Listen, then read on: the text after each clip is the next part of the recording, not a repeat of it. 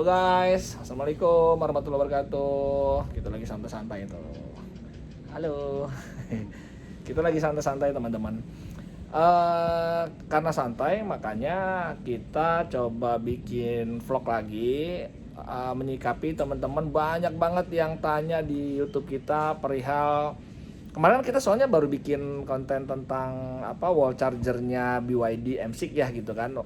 Tapi banyak banget yang antusias pengen beli gitu, terus pengen meter dipasangin juga, tapi disangkain pasangnya itu sekaligus sama KWH PLN-nya gitu. Jadi nggak begitu teman-teman. Jadi scoop kita itu gitu ya, kita hanya jual sampai ke charger dan socket boxnya aja. Kalau sampai pasang boleh juga, kita bantu pasangin juga. Jadi kita bantu pasang socket boxnya, chargernya sampai kabel-kabelnya kita konek-konekin deh gitu ya. Itu nggak apa-apa teman-teman, kita ada teknisi yang bisa itu. Tapi kalau ditanya, Om bisa urusin ke PLN nggak? Kita nggak bisa teman-teman. Jadi kita nggak bisa ngurusin ke PLN karena memang PLN teman-teman harus pasang sendiri gitu ya. Gimana? Oh, oke. Malum, nih saya lagi pasang itu teman-teman, pasang apa? Pasang pintu. Jadi saya kemarin ada musibah di rumah saya, kemasukan orang lain gitulah ya.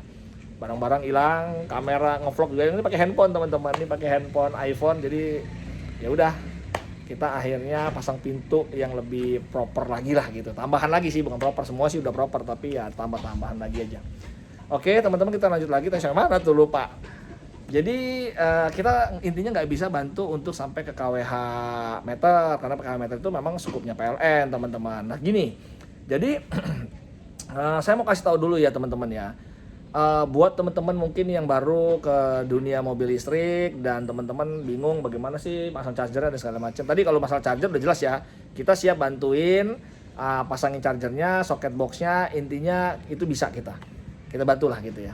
Tetapi kalau untuk ke KWH meter jujur kita nggak bisa karena memang itu skupnya PLN. Nah jadi gini, banyak orang yang bilang, Om gimana nih, saya mobilnya belum ada atau mobil udah ada tapi KWH-nya belum ada gitu ya. Jadi memang yang bagus itu teman-teman, kalau teman-teman udah punya mobilnya atau belum punya mobilnya, tapi teman-teman udah SPK, udah pasti bakal punya mobilnya, ya udah pasang aja wall chargernya, socket boxnya pasang teman-teman. Nah ada yang nanya, kenapa nggak PLN dulu? Jadi kalau saran saya jangan PLN dulu gitu ya, karena kalau sampai KWH meter udah datang duluan, udah kepasang, teman-teman belum pasang aksesoris socket box dan wall chargernya, nanti kalau PLN-nya udah datang masang kan pasti disegel kan. Nah kalau KWH meternya disegel gimana dong? Gitu kan. Masa kita pas mau masang socket box, mau connect kabelnya, masa kita ngundang PLN lagi untuk buka segel, kan jadi 2 kali kerjaan gitu kan. Jadi memang better itu harus pasang dulu ininya wall charger sama socket boxnya. Karena penting juga teman-teman ya. Penting juga wall charger itu kalau dipasang misalkan begini. Oke, kita pasang wall charger sama socket box itu biasanya untuk kebutuhan untuk dapetin sertifikat layak operasi atau NIDI. Jadi waktu teman-teman mau pasang KWH meter gitu ya, KWH meter baru itu pasti pihak PLN itu akan minta yang namanya eselon dan NIDI. Apa sih eselon dan NIDI gitu ya teman-teman ya.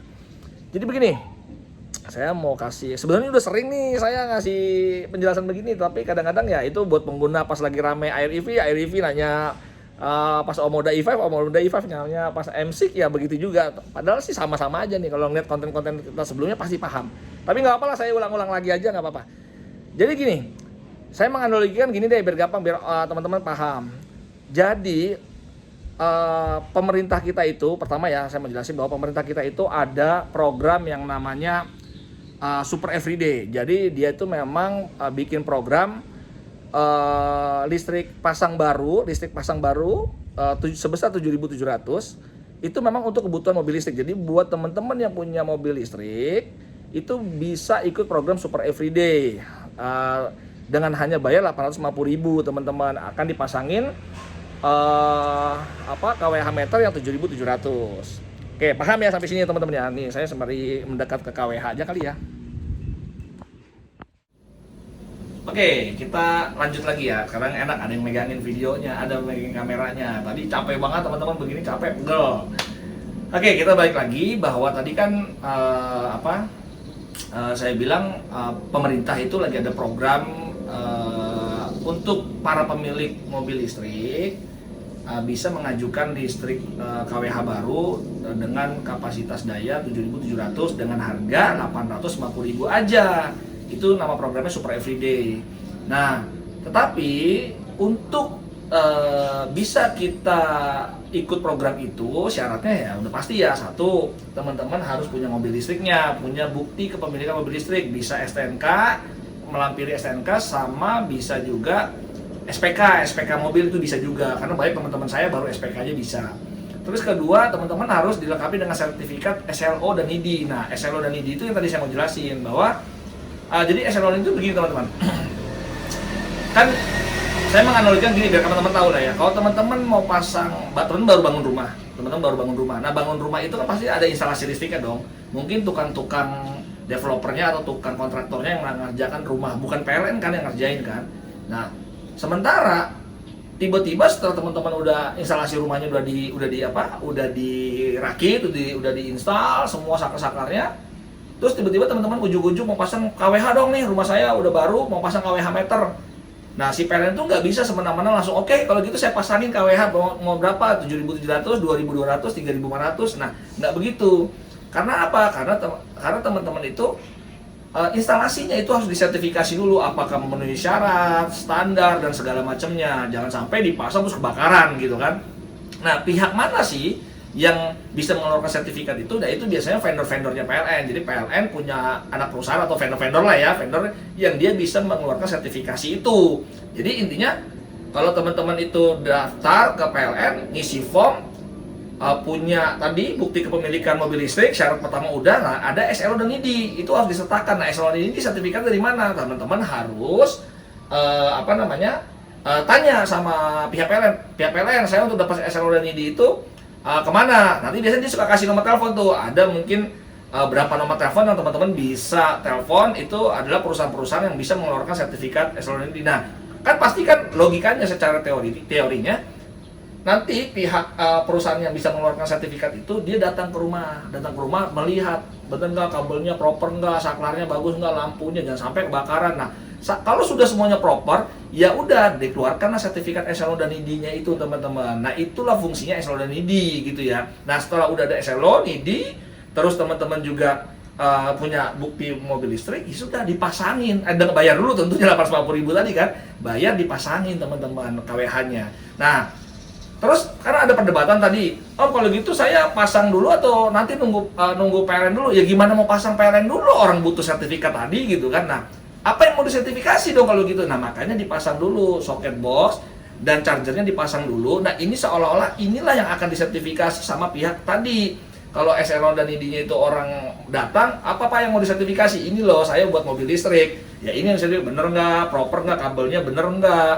Nah, ini teman-teman, makanya kenapa harus pasang dulu. Tetapi di Indonesia ini teman-teman tahu lah, di Indonesia ini ya. Jadi kadang-kadang ada beberapa yang ya saya nggak tahu ya, nih mungkin mungkin oknum atau apa. SLO ini cukup bayar aja tanpa orangnya datang mensertifikasi, ya itu dia cukup bayar aja lah gitu ya, bayar. Biasanya bayar tuh untuk SLO bisa 500.000, ngidin 500.000, jadi ya 1 juta mungkin sekitar segitu. Ya udah dikeluarkan sertifikat di alamat rumah om bahwa dia sudah mensertifikasi. Nah, itu dilampirkan. Nah, udah dapet deh teman-teman KWH baru. Nah, jadi ingat ya sekali lagi bahwa syaratnya mudah teman-teman. Kalau mau cepat, kalau lewat dealer pasti lama. Kalau mau cepat, datang aja ke PLN setempat. Nih rumah saya misalnya di Depok, Sawangan. Oke, datang ke PLN Sawangan setempat, bilang mau mengajukan pasang baru untuk kebutuhan mobil listrik, isi formnya. Setelah udah diisi, lampirkan bukti kepemilikan STNK atau SPK atau apapun. Setelah itu teman-teman tadi kontak SLO dan ID tadi, syukur-syukur dapat sertifikatnya tanpa harus disurvei tadi ya. Tapi siapkan, kalau memang benar disurvei ya siapkan socket box dan ininya udah kepasang, karena ini mau disertifikasi kan. Setelah 2 sertifikat itu sudah ada, sudah masukin, suruh bayar biasanya 850.000 karena kita ikut program Super Everyday. Sudah, setelah dibayar ya paling 1-2 hari dipasang KWH baru seperti ini. KWH baru udah kepasang. Nah, kenapa saya bilang baiknya ini dulu tadi ya? Oke lah, anggapnya tadi kita bilang bukti pemilikan teman-teman udah punya. SLO dan ini bisa nembak deh, tanpa harus survei bisa nembak. Tapi teman-teman ternyata belum pasang nih. Ternyata pas teman-teman bayar, datang PLN. Mau pasang, di mana? Di sini Pak, pasang. Kan setelah itu disegel. Emangnya dibiarin aja, kan disegel. Nah, kalau udah disegel, nah teman-teman masang ininya belakangan, kan kita mau connect ke sini. Masa mau ngundang PLN lagi untuk buka segelnya? Pak, PLN buka lagi dong. Saya mau connect kabel nih ke KWH yang baru, karena saya baru pasang ininya, kan lucu. Jadi repot lagi, ngundang PLN lagi untuk segel, buka dan segala macam. Makanya saran saya kalau udah punya mobil listrik, ya siapin infrastrukturnya. Apa itu? Socket box ini sama wall chargernya. Nah, intinya begitu. Kan karena memang ini harus disertifikasi dulu sebenarnya begitu untuk dapat SLO dan ini sebagai syarat tadi kan. Nah, tapi banyak kenyataan yang tadi saya bilang tanpa harus punya ini pun SLO tinggal nembak, dapat, setelah dapat ya dipasang. Nah, teman kalau udah dipasang kan bingung lagi. Belakangan pas ini datang, kita pasang, kita mau connect butuh buka segel kan gitu kan. Tapi sebenarnya bisa teman-teman banyak manfaatin. Kalau emang teman-teman belum punya ininya, tapi SLO dan DD-nya udah punya, bisa nembak, bisa masang baru. Yang penting teman-teman harus siapin kabel 3x6 mili. Nah 3x6 mili itu pas KWH datang, ini belum punya, suruh sambung dulu aja kabel 3x6-nya itu sambung dulu aja, biar aja dia nggak menggantung begitu, tapi diisolasi ya, biar aman. Nah jadi kalau udah gitu kan kita nggak perlu ngundang lagi. Jadi kalau PLN sudah kepasang, KWH udah kepasang sama PLN, kabelnya biar aja menggantung, menjuntai dulu. Nanti pas kita pasang ini, ya kita tinggal ambil kabelnya buat pasang ke socket box ini. Begitu teman-teman. Jadi cukup jelas ya. Jadi saya nggak bisa bantu untuk ngurusin yang ini memang harus pemilik rumah yang punya. Karena kita dia datang ke PLN setempat, minta formulir untuk pasang baru, ikut program Super EVD yang 850.000. Syaratnya apa? Bukti kepemilikan mobil listrik sama SLO dan ID. SLO dan ID dari mana? Tadi udah saya jelasin. Intinya begitu. Bayar 850.000, pasang. Nggak pakai lama, teman-teman. Nah, mungkin ada juga yang problem kalau kayak di perumahan saya, listriknya dari bawah tanah dan segala macam. Nah, ingat sekali lagi bahwa listrik rumah kita itu biasanya yang di bawah tanah gini itu udah disiapkan sama developer itu isi 4 dan 4x10 itu biasanya 4x10 standarisasinya teman-teman ya. Nah 4x10 itu pasti yang kepake baru 2, kan satu pas kita baru kepake 2. Nah teman-teman bisa pakai yang 2 lagi yang untuk KWH yang baru. Jadi nggak ada alasan harus pasang baru, tarik baru, pakai aja yang existing. Dan ini sudah banyak teman-teman saya di Air EV, di Omoda EV itu udah banyak yang melakukan itu. Jadi pasti bisa, nggak mungkin enggak. Jadi teman sekali lagi ingat bahwa kalau yang kendala saya di perumahan saya tuh nggak bisa tarik dari atas tiang karena di bawah harus menggali lah. Nah itu enggak teman-teman, udah pasti standar di semua perumahan yang di bawah tanah itu pasti kabelnya 4 isinya. 2 untuk karena memang dia dipersiapkan untuk 3 pas biasanya begitu. Kalau ada nambah jadi 3 pas biasanya dia udah support gitu ya. Tapi yang jelas bisa dipakai yang 2. Begitu ya teman-teman ya. Terus ada yang nanya lagi, wah nggak bisa digabung karena bapak ini kan listrik yang lama 2200 watt, nggak bisa digabung, di paralel aja. Misalkan isinya cuma 2 nih, misalnya isinya cuma 2 atau cuma 3 misalkan gitu ya, kan nggak 4 nih. Wah om saya cuma 3 om, nggak 4, terus gimana? Ya syukur-syukur bisa begini teman-teman, bisa begini. Misalkan kabelnya itu cuma ada 3 atau 2 tadi ya, sebenarnya tuh bisa di paralel, sebenarnya boleh teman-teman. Karena secara logika begini teman-teman. Misalkan listrik rumah yang existing teman-teman baru 2200 ya, misalkan baru 2200 atau 3500 deh gitu ya. Terus mau nambah KWH baru tapi dengan cara di jumper. Bukan pakai kabel yang isi 4 tadi ya. Kalau ini udah jelas bisa nih, 2 yang lama, 2 baru. Tapi kalau double-nya cuma 2, tapi kabelnya kabel isi 10 misalkan. Nah, 2 ini teman-teman bisa di jumper sebenarnya buat KWH yang baru gitu. Sebenarnya bisa. Kenapa? Kan hitungannya sama. Kadang suka ribut di lapangan begini. Bapak kalau tambah daya bisa Pak? Oh kalau tambah daya saya bisa. Keberapa? Dari 2200 Bapak ke 11.000 bisa Pak. Karena Bapak kan nambah mobil listrik 7.700. Bapak 2.200, Bapak nambah aja jadi 11.000. Oh kalau gitu bisa. Bisa Pak. Lah kalau saya nambah pasang baru aja nggak bisa. Nggak bisa, harus tarik baru Pak. Nggak, saya pakai jumper aja. Oh kalau jumper nggak bisa Pak. Kan aneh. Logikanya gimana? Logikanya kan dengan kabel yang sama di jumper. Yang baru 7.700. Kebutuhan yang lama 2.200, baru 9.900. Sedangkan kalau nambah daya dong bisa pakai kabel yang sama 11.000. Kan logikanya di mana coba? Berarti kabel yang lama selama ini 2.200, padahal kekuatannya dia bisa udah dirancang sampai ke 11.000. Jadi kalau nambah daya bisa katanya sampai 11.000. Tapi giliran mau jumper yang sini 7.700 di sini 2.200 itu nggak bisa, kan logikanya gimana? Padahal kalau digabungin dengan kabel yang sama baru 9.900. Kalau 7.700 tambah 2.200. Kecuali kalau bapak ini udah 7.700 nggak bisa di jumper pak dengan 7.700, jadi totalnya kan 15.000. Nah itu baru benar. Tapi kalau yang existing masih 2.200 atau masih 3.500 mau nambah 7.700, selama masih di total itu masih 11.000, harusnya menggunakan dua kabel yang lama itu bisa. Harusnya bisa, secara logika begitu teman-teman.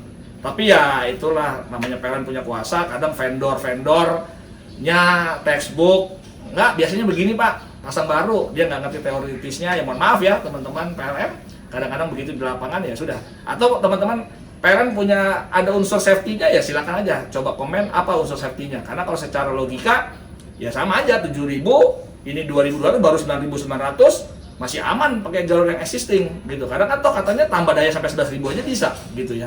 Jadi begitu teman-teman ya. Jadi jangan lagi, ya bukan nyuruh saya tapi om bisa bantu nggak pasang sampai ke KWH, nggak bisa, karena memang itu tugasnya PLN bukan tugasnya kita. Begitu, kita hanya masang socket box, charger kita pasangin semua, kabel udah kita pasangin, tinggal menuju ke KWH-nya, udah tinggal connect aja. Pas PLN datang, connectin tuh kabel yang udah disiapin ke MCB-nya KWH yang baru. Begitu teman-teman, semoga ini menjawab biar nggak panjangan. Sampai ketemu lagi di vlog kita berikutnya. Assalamualaikum warahmatullahi wabarakatuh. Bye.